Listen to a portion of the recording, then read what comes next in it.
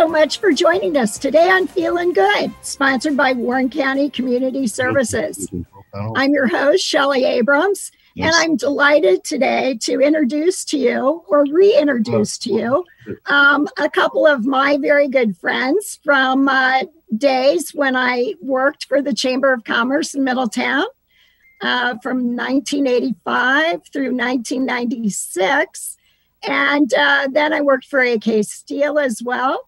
And actually, I became very involved with so many projects in Middletown, one of which I wanted to really highlight today that's really taken off, and that's Light Up Middletown. And you might want to visit Light Up Middletown as part of your holiday ventures out.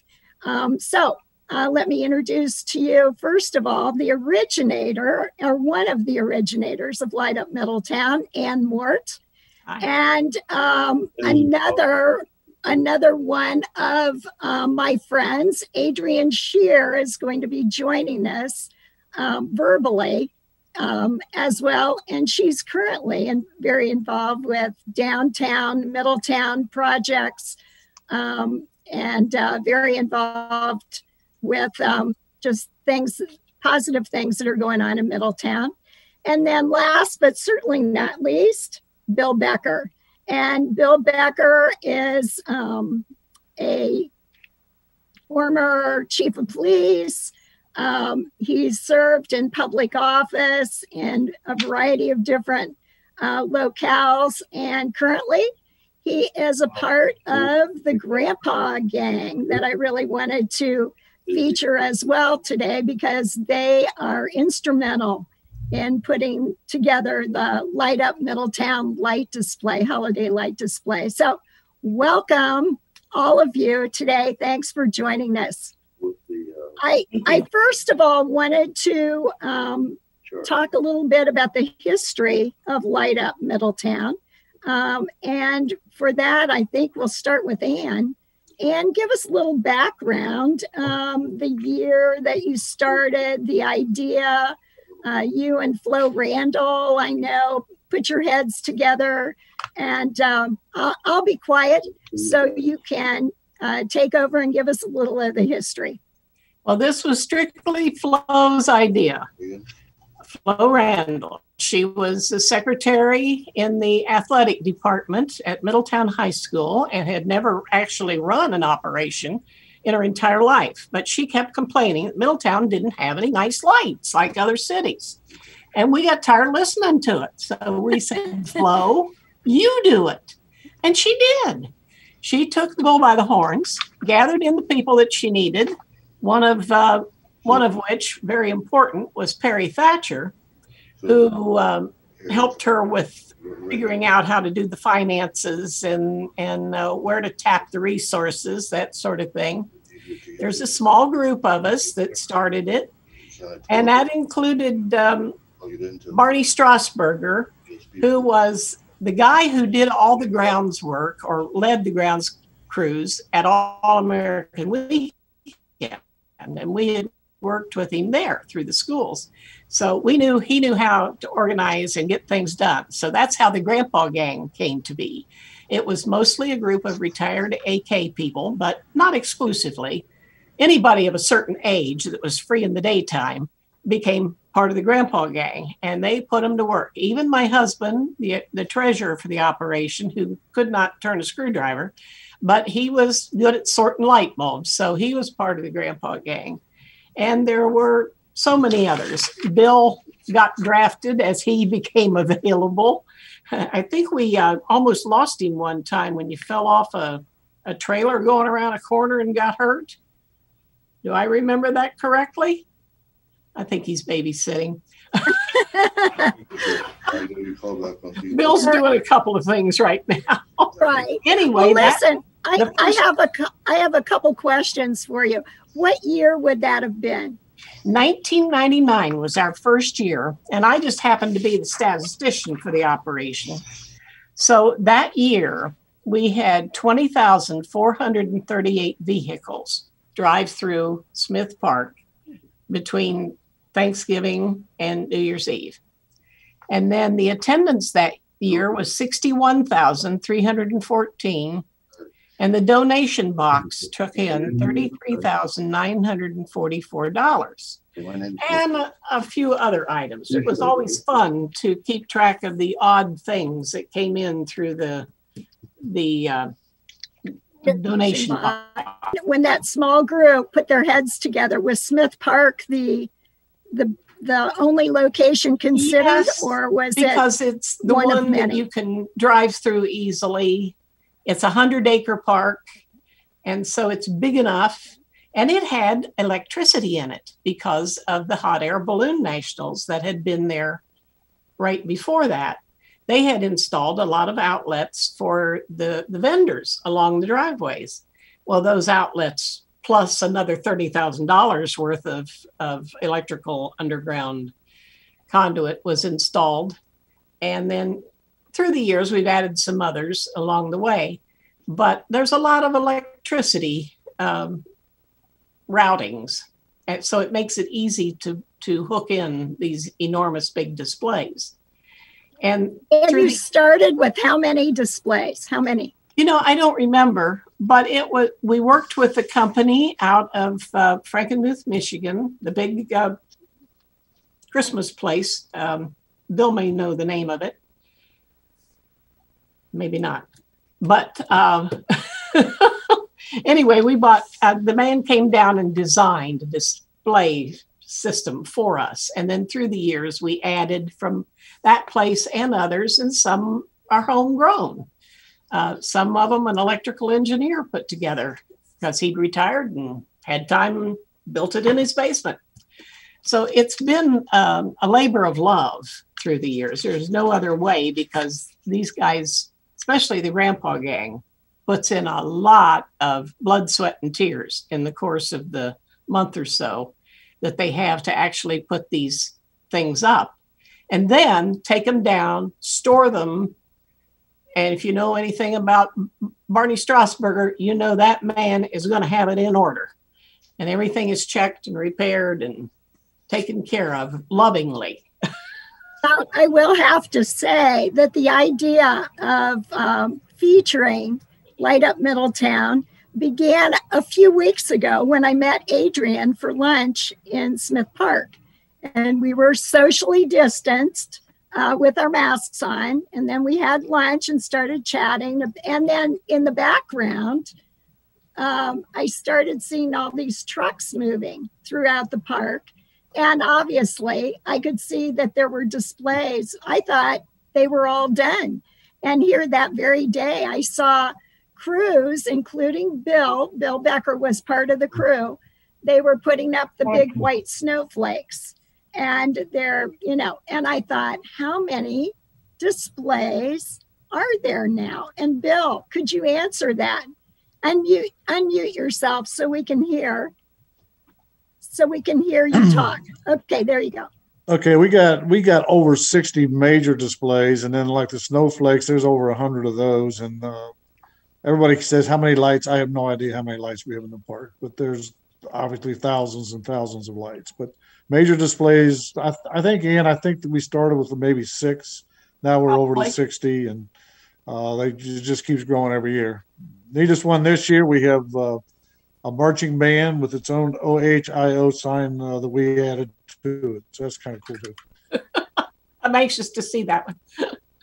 And I saw the AK Star featured as well. That's new this year. The AK donated it to us last year.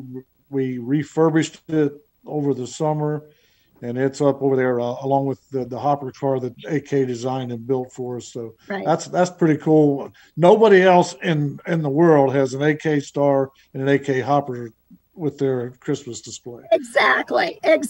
Well, that's great. Well, that makes me think, do you have sponsors for this event? Yeah, most of it's donations, but we have some sponsors. Some of the local restaurants sponsor some of the local businesses, and then like AK, they donate tons and tons of time. On a normal year, they'll come out at least 3 days send 20 to 25 of their employees, and they help us with a lot of the big displays. So we got a lot of support within the community. So great. And there's a lot of economic impact from this.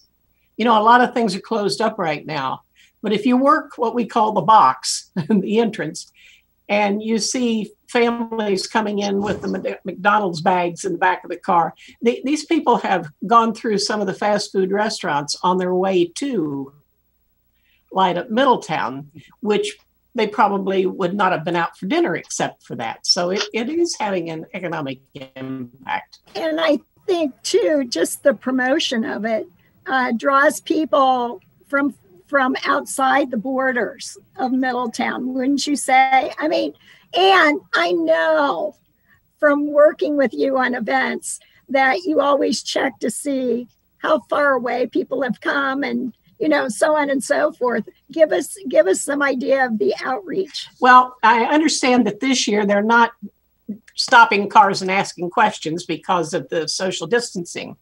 But for years and years, we would stop every car, ask how many people and where are you from, which was not only a way to get the information, but it also stopped them at the donation box. And we hoped they'd throw something in. And indeed, most of them did. Not everybody. And it is a free will donation to this day. It's the only place I know of that has a light display where it's a free will donation. But generally speaking, about half the people, I don't have those stats in front of me exactly, were from the immediate area, the Butler Warren area. But another half of them were from some way out of state. It became common that if you had family coming in for Christmas holiday, you brought them down to Light Up Middletown. So we had a lot of people from out of town. I'm going to go next week. I'm going to be from out of state. I live in Kentucky now. So I would be counted as an out-of-stater. So it is a regional draw. Bus tours would stop by on their way to someplace else, you know, Cincinnati or Columbus. And occasionally high school basketball teams would tour in their bus after their game, which was kind of fun. That didn't happen too often because of the timing, but it happened. There were a lot of interesting folks that went through, including the guy with the parrot on his shoulder. And if I can cut in here, this is Adrienne. You can't see me, but this is my real voice. This is not Memorex. Yes. Anyway, two things that I wanted to throw in here is I was going for 3 weeks every single day with my lunch over to Smith Park and watch the planes or the jumpers or the grandpa gang who have been working since October, putting up this wonderful display. And one day I was over there and they were beginning to put out the electrical cords that hooked up all of the things they'd already placed around. I was amazed at how much copper there was in the back of this trailer, the heap of outdoor electrical cords that there I can't even plug in my kit. I'm absolutely amazed by what they do. The other thing I wanted to throw out is in reference to where people come from. 2 years ago, we had company from another country and we had company from another state, and we took them through Light Up Middletown along with the whole family. And when we got to the place where we were going to say what zip code we were from, we wanted to be sure that that Light Up Middletown knew that somebody came that far. So my son said their zip code, and the person he said it to was a student of his. He said, "Right, teach." What could I really write down? So there are, as Ann says, some interesting things that happen when people come in the gate. But so that we knew that, so that they would know we weren't really fooling them. We were serious. We counted how many people were in the car, and we left a $5 bill for every person in the car. And, I can tell you that's far more generous than the average. Well, I will say, I will say that just the other day, well, I read the journal news every morning, and I was reading that during the pandemic, light display shows are really having a major increase in attendance because I think so many other activities have been canceled that could draw the audiences away from, disperse the audience. But then also I'm finding that more people want to be literally enlightened this year. They want to see those holiday lights. They want, just a festive atmosphere. So I'm thinking, and they specifically in this article mentioned Light Up Middletown and Pyramid Hill, which is in Hamilton. So both of those light up events should really see a big increase. Well, Bill, you even said the other day when the lights went out, the electricity went out, you still had a record crowd show up, right?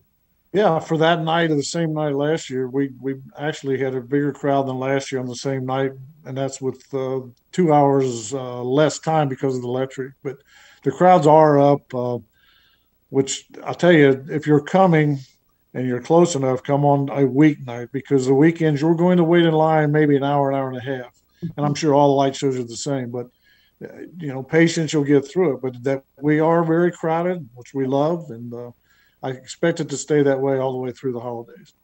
There's a family, this is Adrian again. There's a family that has been friends of mine. The whole family's good friends of mine. And the four of us get in the car every year and go to some light something.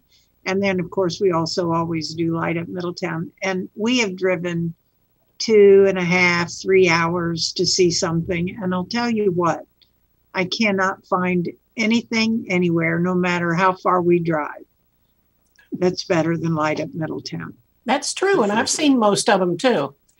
I got to tell you something about the Grandpa Gang. They're not only on dry land doing this. We call them McHale's Navy, because that swan that floats in the middle of the lake, I assume he's still out there. It's a dragon. Right, the dragon. He doesn't get there just by happenstance. They have to drag him out there and then moor it to the two sides of the pond so he stays there.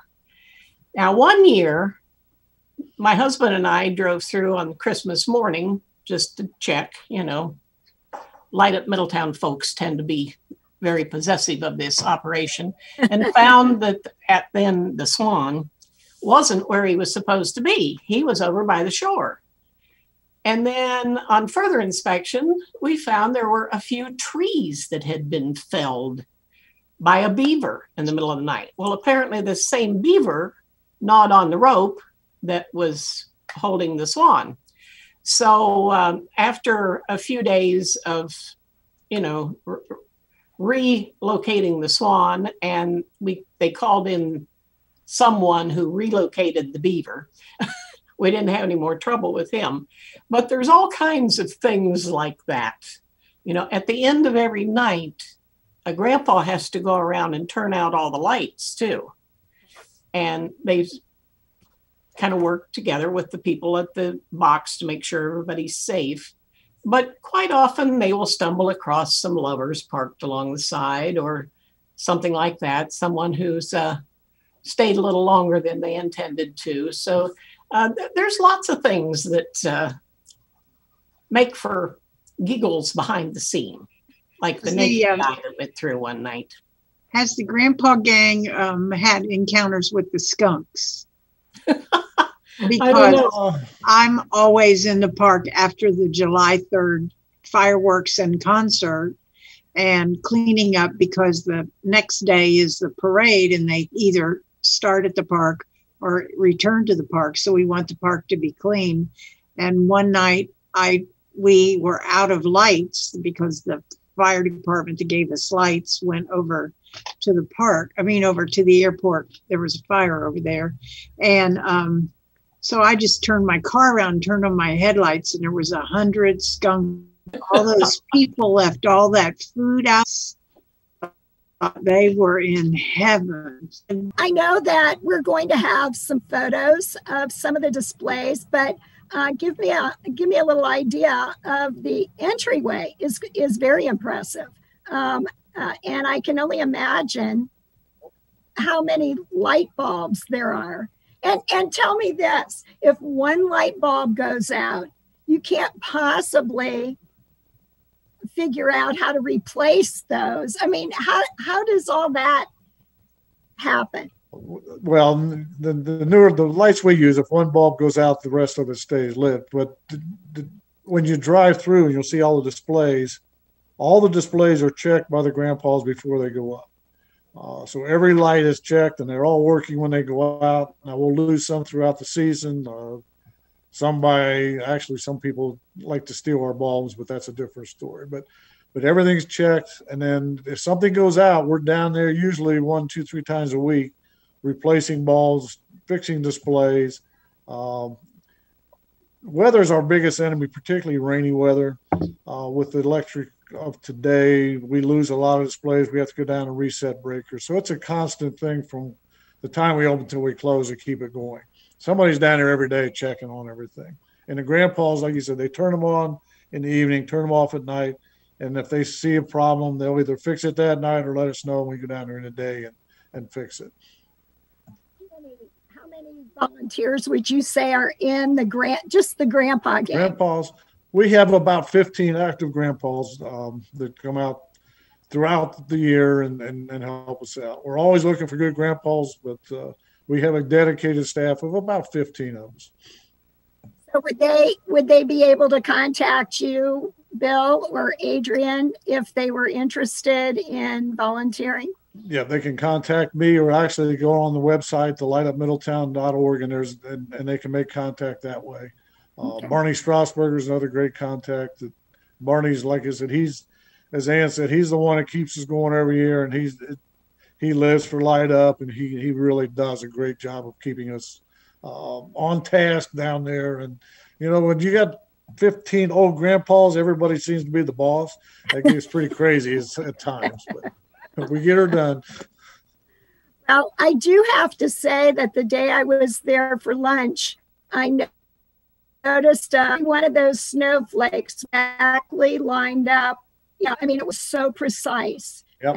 And the unloading process, you could tell everybody knew exactly what to do. Oh, exactly. I mean, since that trailer was loaded full when we started. How in the world do you set that thing up after you do all that? Yeah, it's one panel at a time, and on that one there's 18 panels, and it all has to be obviously proper order, and everything has to plug in correctly. Right. That one's one of the bigger ones. That and the way are 2 huge ones to set up.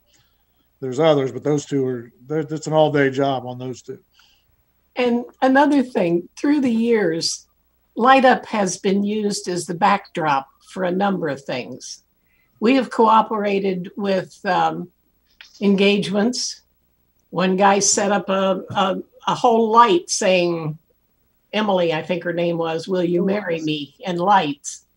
And a couple of times we've had weddings in the park. We've even had impromptu choirs that we didn't know anything about, but they formed and performed, and and it worked out well. I know it's not happening this year, but in past years, haven't you had balloon glow? It is happening this year. Oh, it is. Oh, I'm sorry. I didn't realize. Okay. December 15th with the rain day of the 16th, we're going to have hopefully 10 balloons, and they're going to be spread out throughout the park this year. Something a little different, again, because of COVID. That way we don't want people up close to the balloons like in the past, but it should be really, really neat. They're going to be throughout the park. So 15th is, and I want to bring that up, 15th will be our balloon blow. Wonderful. Oh my gosh, that was a surprise to me. I guess I don't know what's happening, but somewhere in the paper it said there was no balloon glow, but it is happening. Yes. Okay, great. Yep. And something else about Smith Park, and you talked about the water feature. There's a big pond in the middle of Smith Park, And the lights glow off, the reflection off of the water just makes for, if there are photographers out there, it's a perfect opportunity for some spectacular photography, wouldn't you say? Oh, yes. Yes. A lot of nice pictures. It truly is a beautiful setting for a Christmas display. That park is perfect for what we do. And I understand that the small planes that come in to the airport when this is open really enjoy the view. Oh, I'm sure. Well, Adrienne, I think you mentioned the other day you were part of the city planning for parks and recreation. How does and you were talking about Light Up Middletown. How does this event influence or impact future planning, would you say? Well, the Zoom meeting that I participated in with the city and the consultants that they acquired to study all of the parks in Middletown and to come back and tell us, in a lot of cases, the population has shifted. You might want to make this park more friendly to this age group or whatever. Anyway, we were having this meeting and it became knowledge to me that more than half of the people that were in that Zoom meeting were not Middletonians and didn't know anything about Middletown. And one of the things that is a heartthrob of mine that I was talking about is I am working with some people about bringing an aquatic center to Middletown.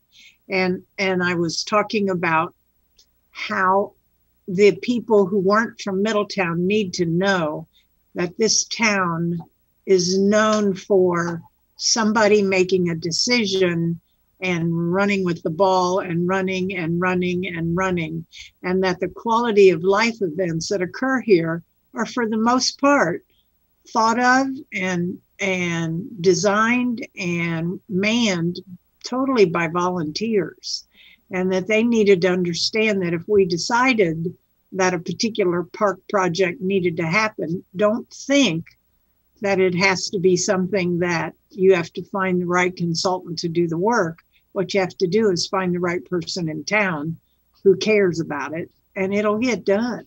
And that is, and I told him, I said, if you want a perfect example, come to Middletown during the holidays and drive through Light Up Middletown. When I first came to Middletown and went to All America Weekend, I was so impressed with the quality of the event at the high school, Middletown High School, the number of volunteers, etc. And then Midfest International and Light Up Middletown and the Balloon Glow and, just all kinds of events through the years. Middletown has just outdone themselves. So I would encourage our audience, wherever you live, to place Light Up Middletown on your holiday schedule.